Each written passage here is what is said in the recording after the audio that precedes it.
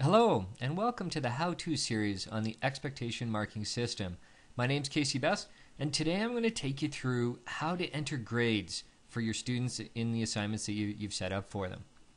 Now, we're going to take a look quick first at what students we have. So we have a number of grade 6 students, we've got a number of grade 7 students, and we have one student that has an IEP.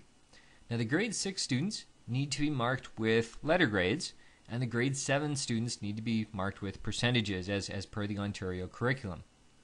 Now we're going to take a look at the units. We have a single unit, and inside of the unit we have two assignments, and the first assignment here we have a number of expectations for both the IEP student and for our standard students that we've set up for this assignment. Now we're going to go over to grade entry, and this is where you enter your grades.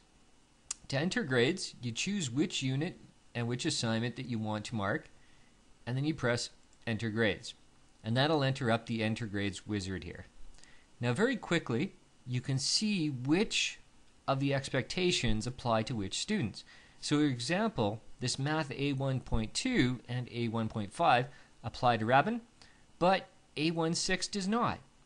Now that was because we set up different expectations for the different grades. So for our grade 6 students, these blocks are appropriate here and here, where our grade 7 students, we can see that these blocks here are appropriate instead, and the gray ones are not applicable for those students. For our IEP student, we can see that we're marking them at the exact same time, and they have a special expectation that's been set up for them. Now to enter a grade, we're just simply going to click on the field and choose which letter grade to enter for the grade 6s, because they need to be marked by letter grades.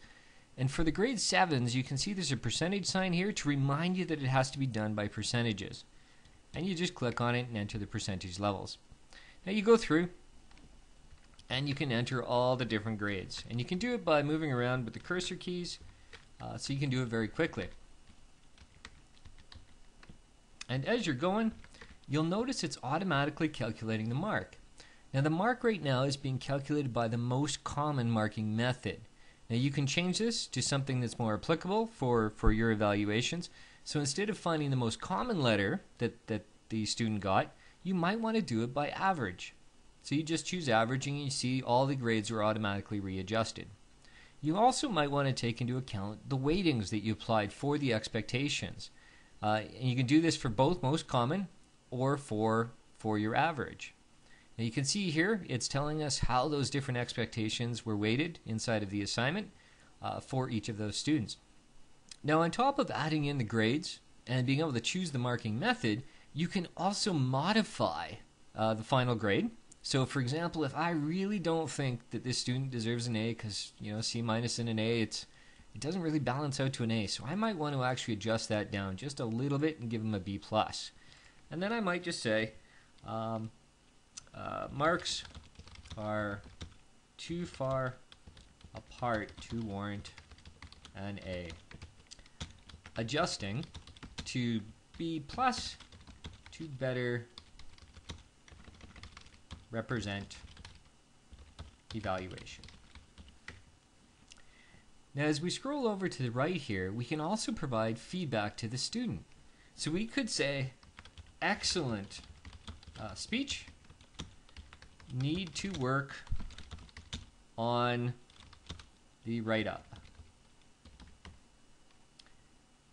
And at the far right, we can write teacher's notes so that we can remember why we did certain things or what we need to work on with this student.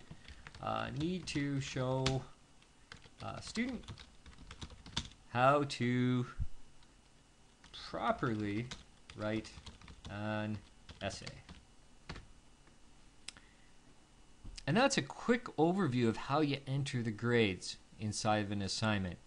Now to give you an idea of what it'll look like when you're completed, I'm just going to flip over to our other class, our 3-4 class, and show you inside of enter grade here. And that completes the session on how to enter grades. In the next session, we're going to take a look at those reports, and I thank you very much for your time. I look forward to seeing you in the next session.